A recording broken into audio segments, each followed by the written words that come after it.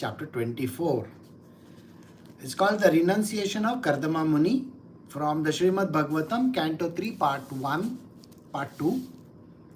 And it's a new chapter. So we have come to a point where Kardama Muni has promised his wife that he is going to fulfill her demands of having 9 children. That is, she is going to have 9 girls who will be the precursor of the entire race, the mankind.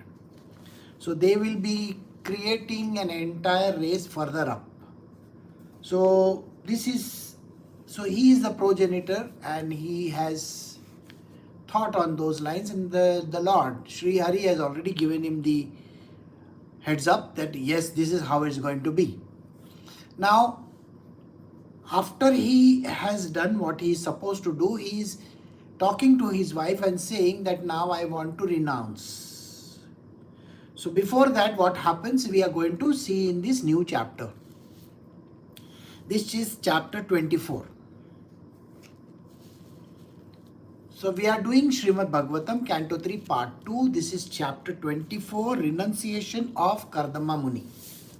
Verse 1, recalling the words of Lord Vishnu, the merciful sage Kardama replied as follows to Swayambhu Manu's praiseworthy daughter, Devahuti, who was speaking words full of renunciation. The sage said, "Do not be disappointed with yourself. O princess, you are actually praiseworthy. The infallible Supreme Personality of Godhead Sri Krishna will shortly enter your womb as your son. You have undertaken the sacred vows. God will bless you, hence you shall worship the Lord with great faith. Through sensory control, religious observances, austerities, and gift of your money in charity. Sri Krishna, being worshipped by you, will spread my name and fame. He will vanquish the knot of your heart and become your son and teaching knowledge of Brahma." Now Kardama Muni is answering his wife. In the previous chapter, she had said that giving birth or becoming a family member or being a householder is not the ultimate criteria for mankind. Just having a family, having children and then grandchildren, that even the dogs and the pigs and the elephants and every other creature does. No. Human beings have been given the power to reach spiritual perfection. You know, the idea about spiritual perfection is not understood by a person in the material world. He thinks spirituality is all about some god or some kind of a weird person who is having a long beard, sitting somewhere and maybe meditating. And I mean, this kind of stuff is normally dished around to everybody. God is supposed to be some great guy upstairs in the sky sitting and giving all kinds of judgments. No. First and foremost, yesterday somebody asked me a question, so I had replied to this person, think what I was saying. So what is a person supposed to do when he has fulfilled everything in his life? Like say for example, as a child, your idea is, I want to go to a good college. If you go to a good college, your idea is to get a good job. When you have a good job, you want to have a big house, something to live in, some place to live in. And when you have set up your house or whatever, maybe you want to get married. Then you want to grow in your life. Then you want to have children. These are every step of the way going in a particular direction. But you will find a very strange thing happens. When you are in school, you want to go to, say, a very, very good college. Maybe you are not able to go. Maybe you have to go to the second best or the third best or the worst type of college. When you are in college, you are thinking, I will go for further studies. Further studies don't happen. Maybe you have to take a job because money is short. You wanted a fancy job, but you got a horrible job. You are stuck up in that place 9 to 5, or maybe you are sitting the whole night talking to somebody on the phone call. You are dissatisfied with life. Then you are thinking that I will buy some house. You go out and see the rates. It is going to give you a heart attack. And then for 20 years, you are going to get stuck up paying the EMIs, the mortgage that you are going to raise. Then you want to get married. Now you are thinking that I'll get married to a very beautiful girl, or the girl is thinking I'll get married to a very handsome guy who is rich, who can take me on world tours and this and that. But it never happens. It happens only in the movies. He is going to sweep me off my feet. He is going to take me and make love to me on this, on the aircrafts and the yachts and this and that, all fancy stuff. Nothing like that happens. You have a mother-in-law, you have a brother-in-law, you have a sister. So many things are there. Your world is inundated by things which you never thought. And then you have to fulfill the family's promises. You are thinking that I will take my wife somewhere, but you can't take her because your mother is sitting on top of your head. Oh, you want to take your wife out, you can't take me, you have never taken me out. You got the point? You can't eat also properly because if you eat something, somebody is pointing it out to you. You can't wear jewelry, which is something that you fancy. So as a woman, you are suppressed. And as a man, you can't even decide. You are thinking that I will go out and have a drink with my friends. Your wife and your family is looking at you as if you have made the biggest blunder in life. Oh, you want to go out with your friends, you never take us out. And then the pressure of the family to have children. And when all these things are happening, and when your life in your company and your job is such a big mess, your bosses are horrible, the company is bad, you are told to do things which you hate from the bottom of your heart. Many years go by. You have reached 40s and 50s. You are thinking of retirement now. You are thinking that I wish I can go away somewhere, I can run away somewhere, maybe I should have a farmhouse, I will stay on a farmhouse. Some kind of thoughts are coming to you. When you look at your wife, you don't even want to be at home. And the wife is thinking, if this idiot keeps on coming whole day and he is taking work from home, I am going to have problems. Because work from home is a problem area for me. He is around all the time. I can't even watch TV. I can't even sleep on the bed. He will ask me, why can you get me a cup of tea? Can you get me coffee? That's what he will say. As if I am free all my life. And then the work is there. So everybody has their kind of thoughts going on in their mind. And when it comes to retirement, the funniest part of it all was I was listening to someone, they were giving a silver, a plaque with a gold plate to some employees in India. The price of silver is over 300,000. That is 3 lakh rupees. And the price of gold is 165. That is 1,65,000 for 10 grams. And now these people are supposed to give plaques to everybody who retires. They tried to find out the last 10-20 years they have been given a plaque, in which it was written, oh, you are the best employee and this kind of crap. And they found that there was no silver in it and there is no gold in it also. So they were faking it and making money out of it. So today you are very skeptical about it. What happens when I take a retirement? Nothing is happening. Then you go out. You are retired. And one day you feel that I want to go to my office, my old office. I want to meet some of my old colleagues. You go over there and for them it's an imposition. Why is this idiot come? Why is he over here? Hi, how is your life? Everything. Oh, I am very busy just now. I'll go. And nobody cares for you. The chair on which you are sitting, there is already a young man sitting over there. You're going to feel miserable. You feel like as if you don't want to live in this world. When you retire, you are thinking that I'll put my legs up and I will watch television or I will watch the sunset. Nothing like that happens. Okay? You're worried about money. You're worried about the rising prices. You're worried about your health, diabetes, blood pressure, this, that, cancer in the family. Oh my God, what am I supposed to do? Health benefits. Oh my God, I forgot to pay the health, insurance. And the insurance amount is such a big amount. Your retired life is the biggest pain. So when were you happy? The same question which Elon Musk, who has $780 billion, he wrote on his update, in his tweet, that he wrote. He is very unhappy about life.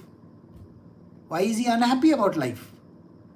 After having so much of money, you are thinking, I wish he gives me at least, somehow a 1 million out of his, that money that he has.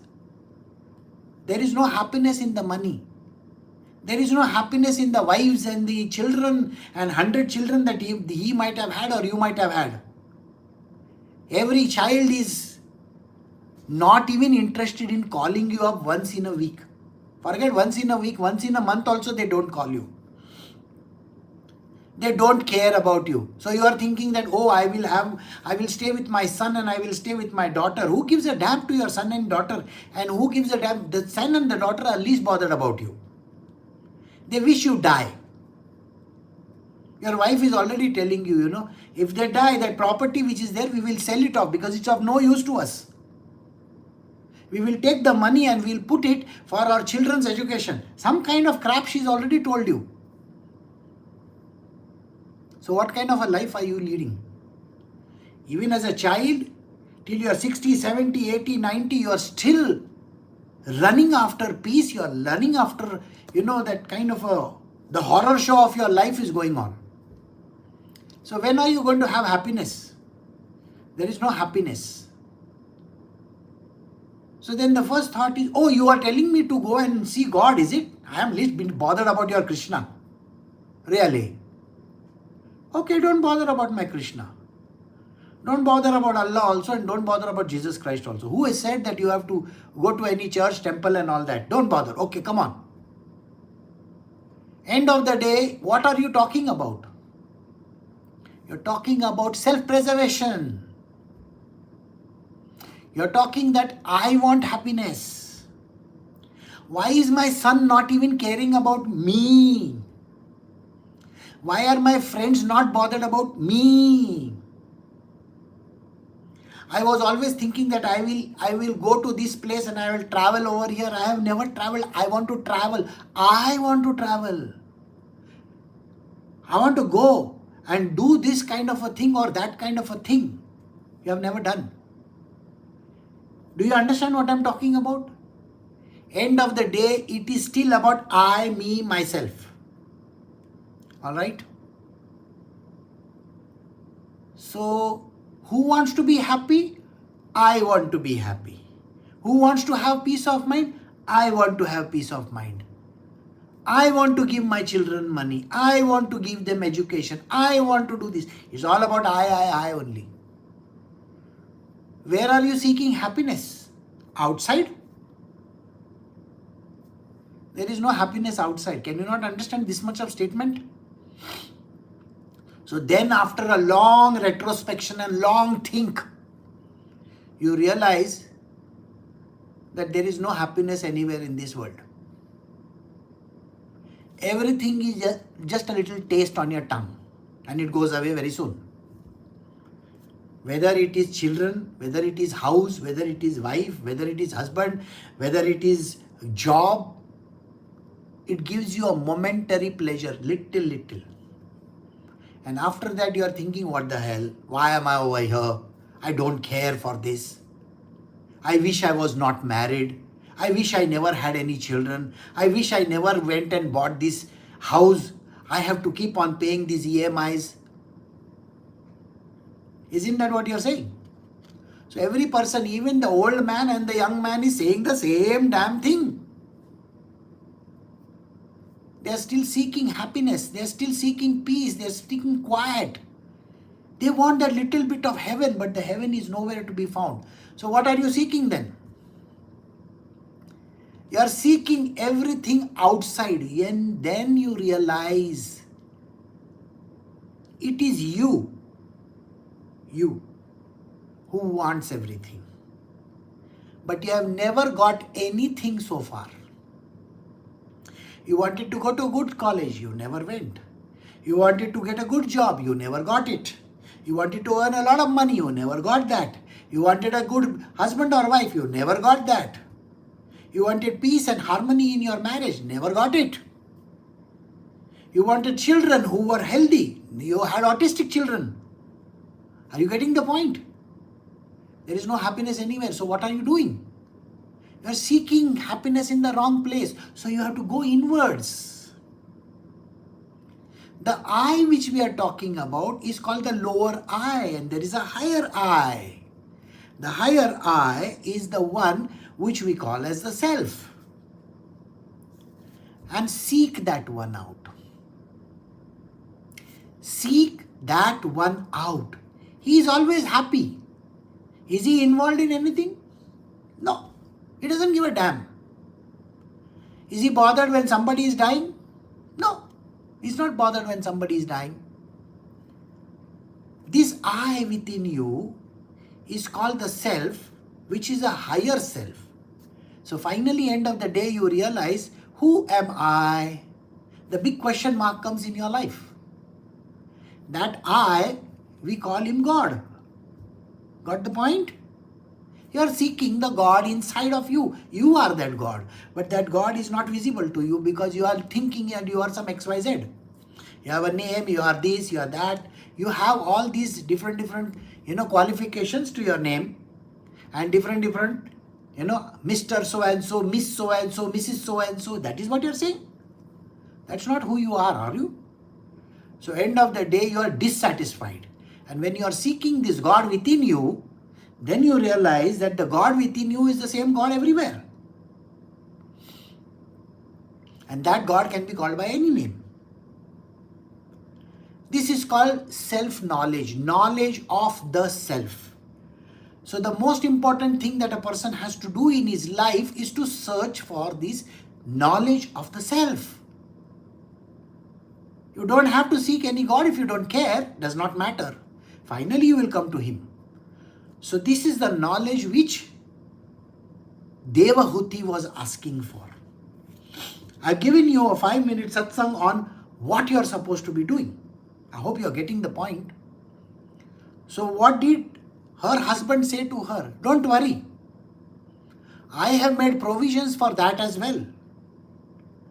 I may not be around to teach you anything, but you will get a son who is Sri Hari himself, who is the Lord himself.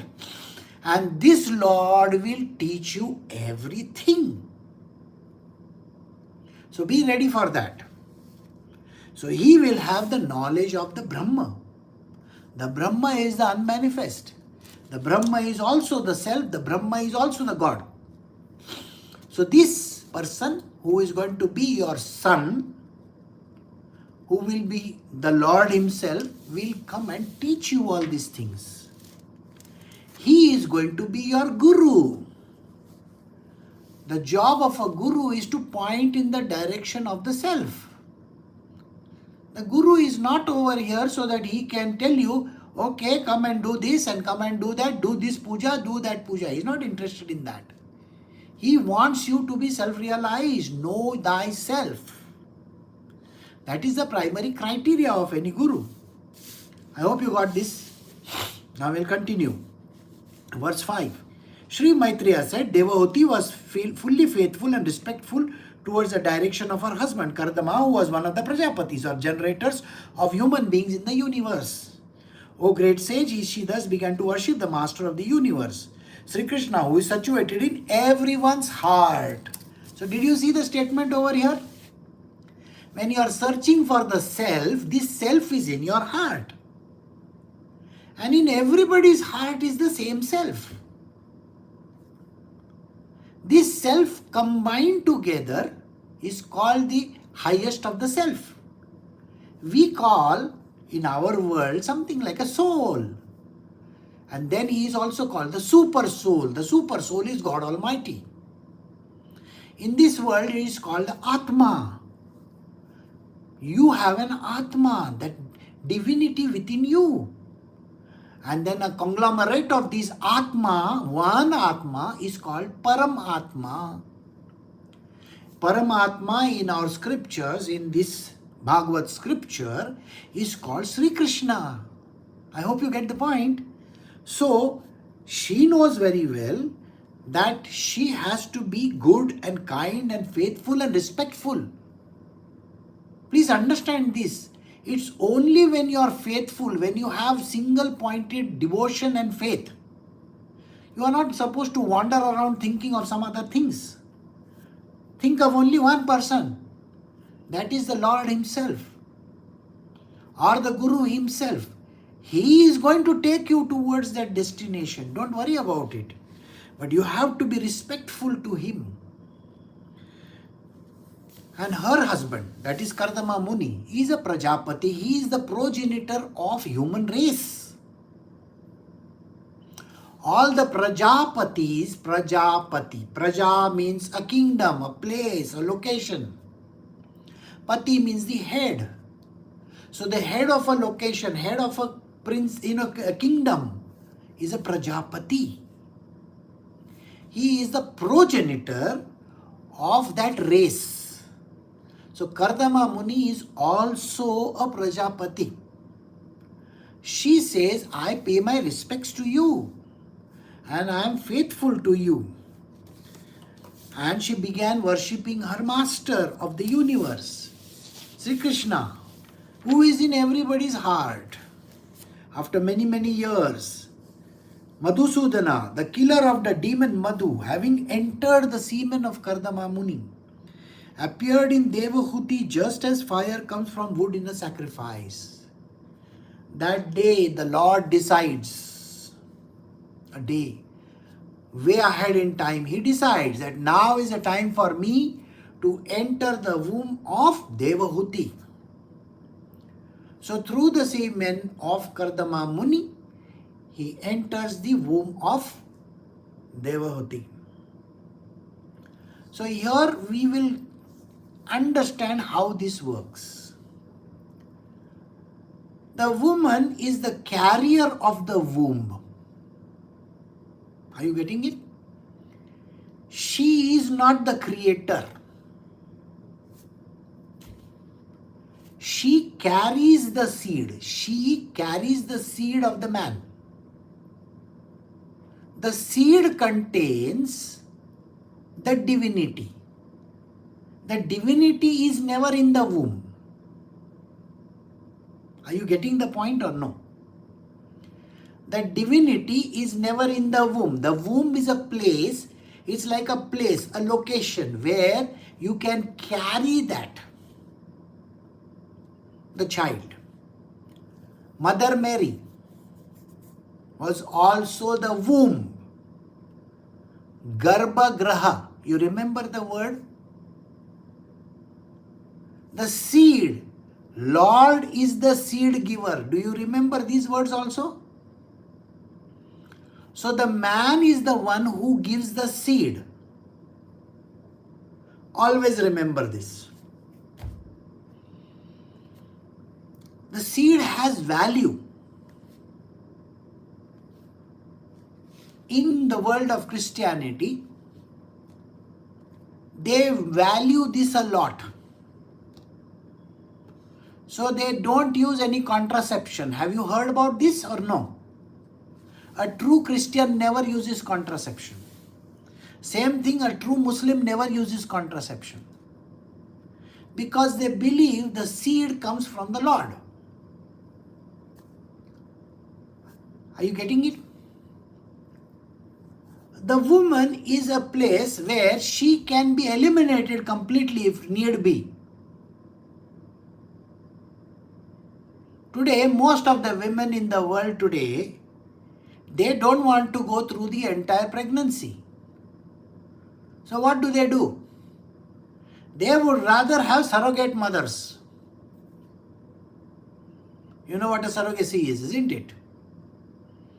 So they would rather have surrogacy because they don't like to go through the pain and carrying a baby for such a long time and having their hormones secreted all over the place and feeling like a horrible place, So they would rather go for somebody else who is willing to give them that.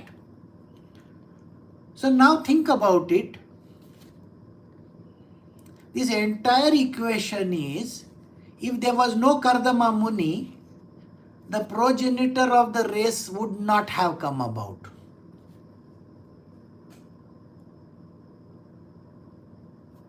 You will find that the same thing is applicable to the bees also.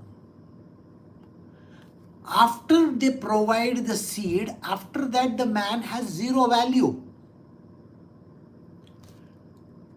Are you getting the point? Because millions and billions of sperms have been ejaculated. After that, only one of them which gets to the final destination could be the Lord himself. So that is how it works. So here, Devahuti can never have that idea about self-realization. She has to get it from somebody.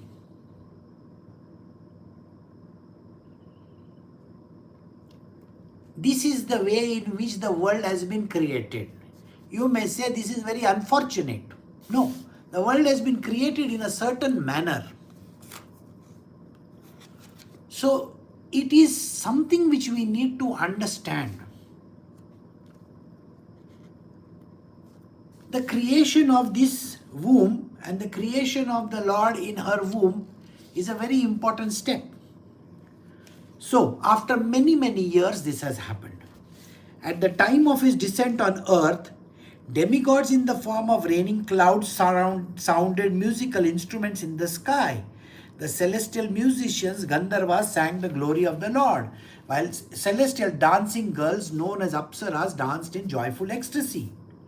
At the time of the Lord's appearance, the demigods, flying freely in the sky, showered flowers. All the directions, all the waters, and everybody's mind became very satisfied. Brahma, the firstborn living being, went along with Marichi and other sages to the place of Kardama's hermitage, which was surrounded by the river Saraswati. So here you will find that when the impregnation has happened,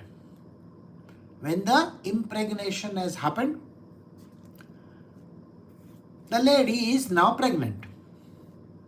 When that happened, all the skies, they resounded with beautiful music. The angels came out, the sages came out. They came to visit the ashram of Kardama Muni. So it is a very auspicious date and a time when this happens. The importance of this is never understood by man because he is only a petty human being who is thinking only about a petty human being being born. So this person who is born over here, who is going to be born, is going to be Sri Hari himself. All the gods are very highly pleased with it. They all come down and they start praying. And then they sing praises to the Lord. And even Brahmaji and all the other sages, including Marichi and all, they come.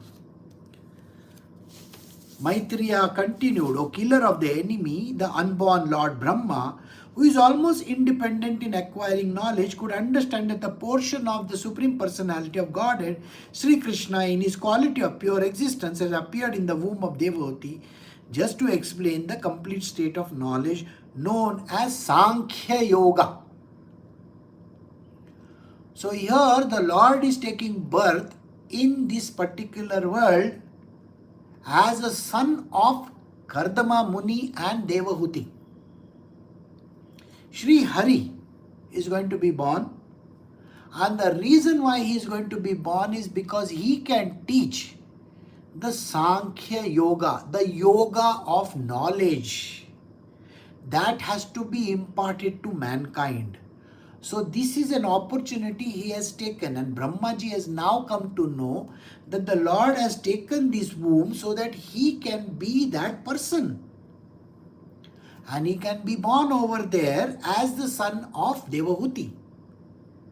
But Kardama Muni has already decided that he is going to go and take sannyasa.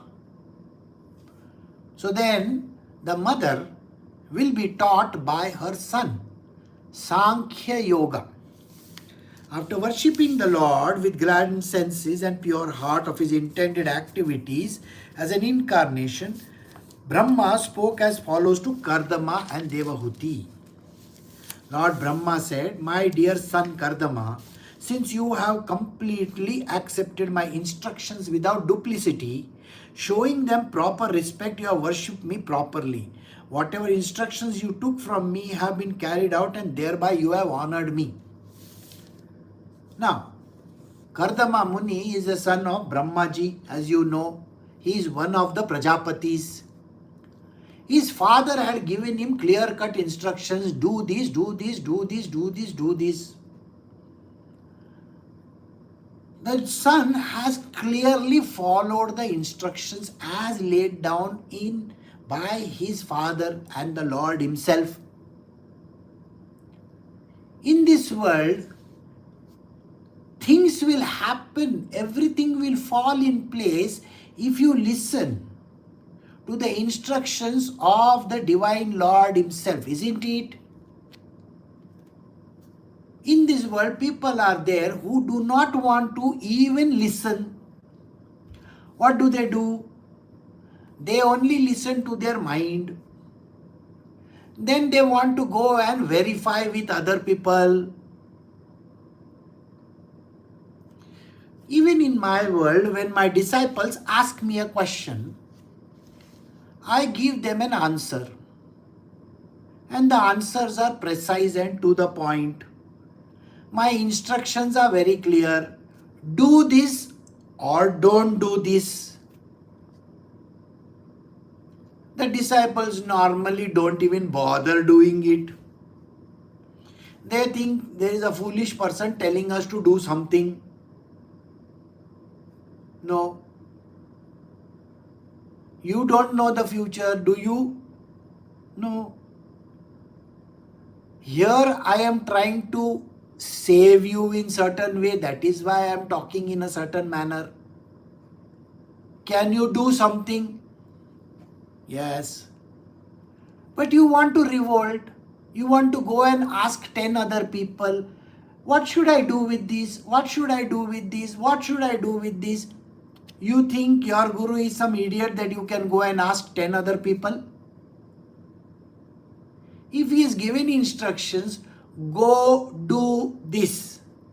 Why is it difficult for you to not do it? I mean, why are you not doing it? Something that has to be done has to be done. I am not asking for attribution. I am just saying that these are instructions. They need to be followed. If you follow them, God will come in your life. Otherwise, no God is going to come.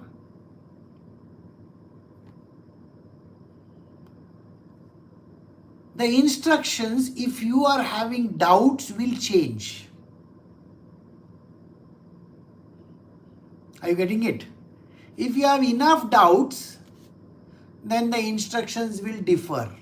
Because later on when you go and ask the same thing, it is all going to alter. Because when the time was right, you should have taken that call or that decision. But now you are delaying it and you are thinking tomorrow, day after tomorrow, after that, after that, after that. No. Do it right there and then. So here Kardama Muni has done what his father had told him to do. And the father was very, very happy.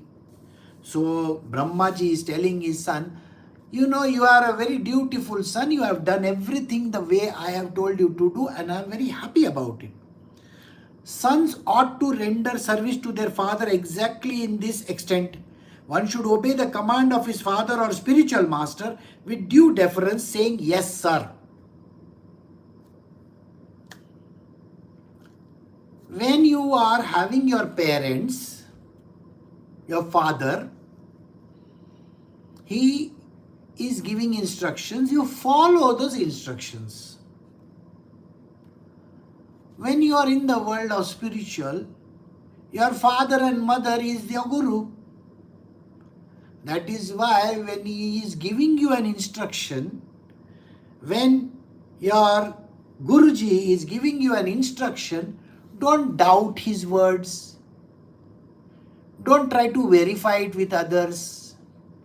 You know, human beings like to ask, oh, you know, what are this? I want to find out whether this can be done like this or no. No. There is no verification required. Just follow it by saying, yes, sir. This is in English, yes, sir, okay? Ha, Guruji. Ha, Gurudev. You know, these are the terms which you can say. Why do you want to use your mind and somebody else's mind and throw the idea around? Oh, I think this is a better idea. Let me find out. No. So, Brahmaji is saying, you have to render service to your father exactly to that extent. One should obey the command of his father or the spiritual master with due deference, saying, yes, sir. Lord Brahma then praised Kardama Muni's 9 daughters, saying, all your thin-waisted daughters are certainly very chaste. I am sure they will increase the creation by their own descendants in various ways. So Brahmaji is already blessed their daughters that they are going to be the progenitors. They are the ones who will carry the seed of the next generations. That is the womb of these 9 ladies who are going to be responsible for creating future 9 races. Therefore, today please give away your daughters to the foremost of the sages with due regards for the girls' temperaments and likings, and thereby spread your fame all over the universe. So Brahmaji is telling Kardama Muni, see, your daughters have come of age now. These are the 9 sages that are there as per their temperament. Just imagine, if a meek daughter is married to a very fiery sage, what is going to happen? A lot of problems will come, isn't it? So you have to match them accordingly, according to their talent and according to their kundali and everything else, isn't it? So we do the matching in that manner. So the girls' temperaments and likings, what liking do they have? So that way you match them, and so that they are able to create this next generation, so that the universe will have their, first fresh generation of race. O Kardama, I know that the original Sri Krishna has now appeared as an incarnation by his internal energy. He is the bestower of all desired by the living entities and now assumed the body of Kapila Muni.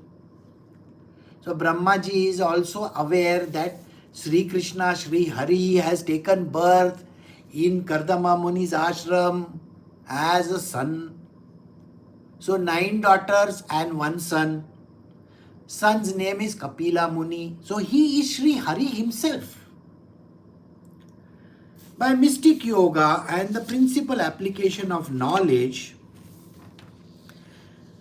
from the scriptures, Kapila Muni, who is characterized by his golden hair, his eyes just like lotus petals, and his lotus feet which bear the mark of lotus flower, will uproot the deep-rooted desire of work in this material world. So, what is he saying? Brahmaji is telling his son, Kardama Muni, that your son who is going to be born is Sri Krishna himself. What is he going to do? He is going to spread the knowledge and the scriptures. The scriptures are already existing, which is called the Ved Shastras, correct? So he is going to spread the knowledge of the Vedas and knowledge of Sankhya Yoga, how to be the best version of yourself. This is the knowledge which he is going to impart. He will have a beautiful body and he will carry all the marks of Sri Hari himself. Including his feet will have all those marks which Sri Hari has. And what is his main job? His main job is to direct the mind of human beings towards achieving divine knowledge by having renunciation of the work. You know, our desire to keep on working.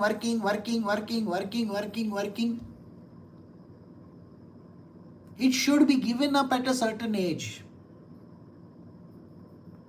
That means you have to go to Vanaprastha at a certain age. Human beings think, in a very different manner. Do you know how they think? First, let me have this much of bank balance, then I will take up retirement. It's never going to happen. Are you getting the point or no?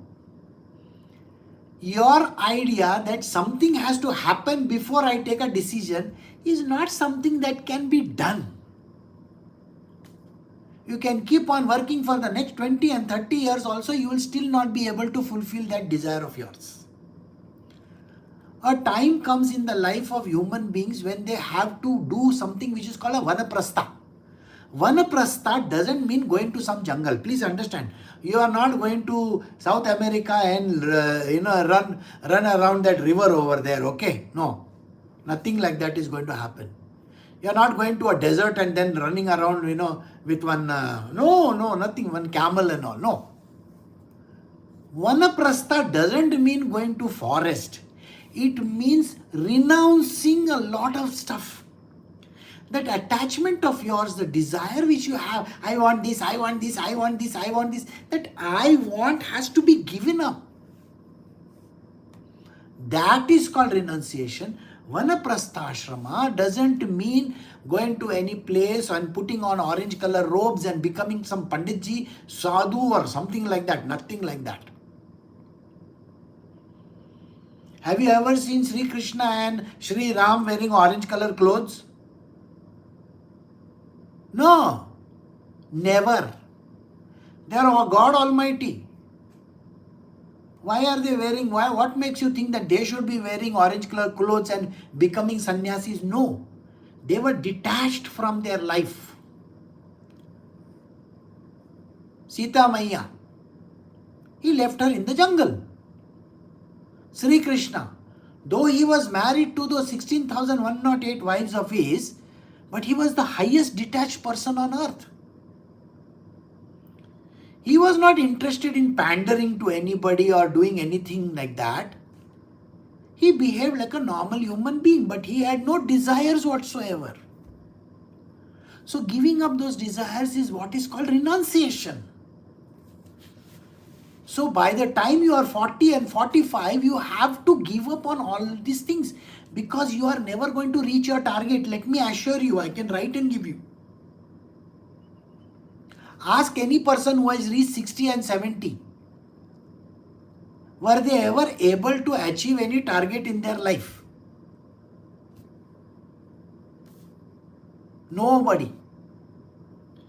I want to be a billionaire by the time I am 40. Some idiots will achieve it. And by 41 and 42, they are begging, they're taking a begging bowl and going around. Why? Because their $1 billion went away. So it never happens like that. So he is going to teach something which is called the deep-rooted desires of the work in the material world have to be given away. You have to give up this idea. I will get promotion. I will become CEO of a company. I will become chairman. No, there is Colonel Sanders also, no? There is J.R.D. Tata also. There is Dhirubhai Ambani. Warren Buffett, they made their billions. They were the most unhappiest people on earth. If you had $1 billion, will you eat a burger and Coca-Cola? No. Got the point or no? So the happiness is not in any of these things. So this giving up of the material worldly life, the deep-rooted desire of work has to be given up. You have to start reducing your workloads. You have to start thinking in terms of going towards the Divine Lord. That is the idea.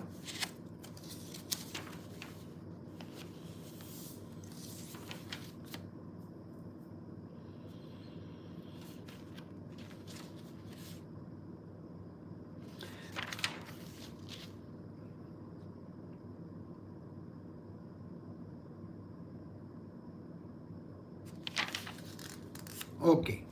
So I think we can stop over here because then the new thing starts. So we will stop over here for today.